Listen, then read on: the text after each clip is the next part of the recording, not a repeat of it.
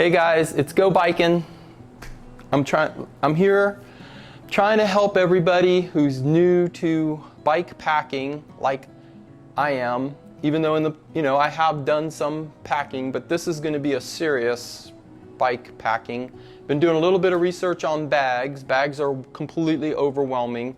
There's your traditional Orleans bags, and then there's other companies like Swift they're a smaller company and they make handmade bags. So I'm trying to figure out who I really want to support with the bags, and it's way more complicated. So I understand why nobody wants to go bike packing because it's so tough. But one of the other things I've been reading about is to maybe upgrade these brakes, the cable pulled disc brakes, and why you want cable pulled is because you can stop anywhere in the United States and grab a brake cable from a bike shop. Almost every bike shop is going to have brake cables, but if you have the hydraulic disc brakes, you're going to have to get fluid, maybe a bleed kit. So you're going to maybe I would guess you would, if you did have hydraulics, you'd have to bring all that stuff with you or find a shop. It'd be really hard to find a shop that's going to have all that stuff and that they're going to easily be able to fix that repair while you wait because you got to get to a hotel or something. And with that said, so what I was thinking about doing is changing out these to the pawl clampers, which been reading that those are really good. And the pawl clampers are ones, and the other reason is because you can actually take them apart and fix them on the road. And these I do not believe you can take it apart on the side of the road and fix it. So I really like what the Surly did with the through axle. They really thought about being on the side of the road, being covered up here with bags and everything. So a normal through axle, you have to pull it completely out. But if you're set up with bags and your racks on the front, you're not going to be able to pull this all the way out. So the other thing I really like what they did, and the 520 did not do this. The 520, you had to pull it all the way out, so it was a pain.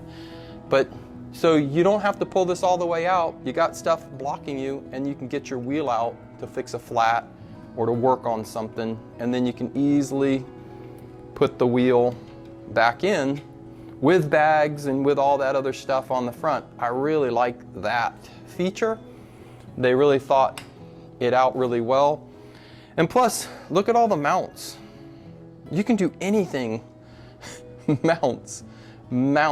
You can do fenders, you can do racks, you can do water bottle cages, you can do whatever you want to do on the front. I live in Florida. We live in Florida. And it's been 96 degrees with the humidity up so far. I've stopped a couple different places on my training rides to kind of check out some places to go do some, I want to call it stealth camping because that's the big word for everybody calls it now stealth camping, but to do some, what would you call it, training camping, or to go and try to figure out what bags and what I want to take with me.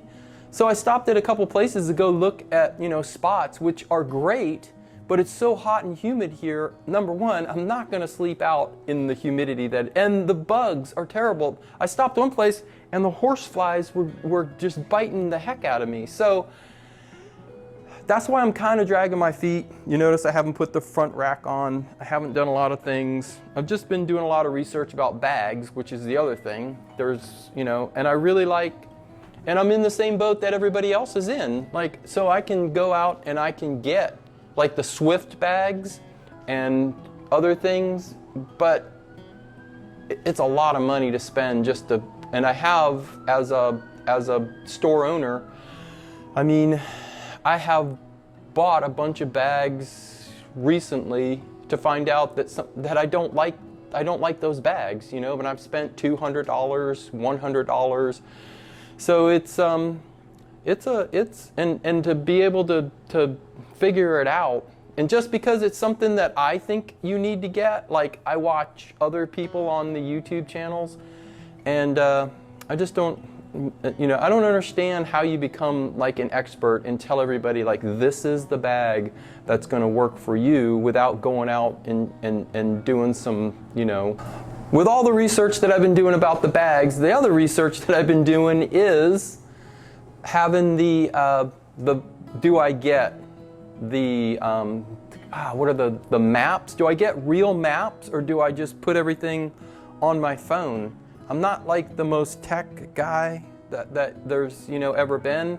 I don't like the idea of like there being, like if you don't get service, do you still get the maps? I know you can download everything, but I don't know, I haven't really found any information on what's better. Get the maps. I like the maps. I'm old. I grew up with maps. I know how to read a map. I'm not young enough to where I know how to navigate through a phone. So that's the next thing. Bags are a big deal, and the navigation, the maps, or have it on your phone. So that's the other thing that I've been kind of looking at. So it's not easy to just decide that you're going to ride your bike across the United States. Maybe when I was younger it would have been easy because I didn't have any responsibility. So I missed my turn, I missed my chance. But anyway, I did order a battery operated fan thinking that might help. That doesn't help. But when it's like 96 degrees out here. Anyways, I'm trying my best to help you guys, but I feel like I'm not doing my best. So maybe we should all just go for a ride. So just go biking and forget about all this silliness. Bye.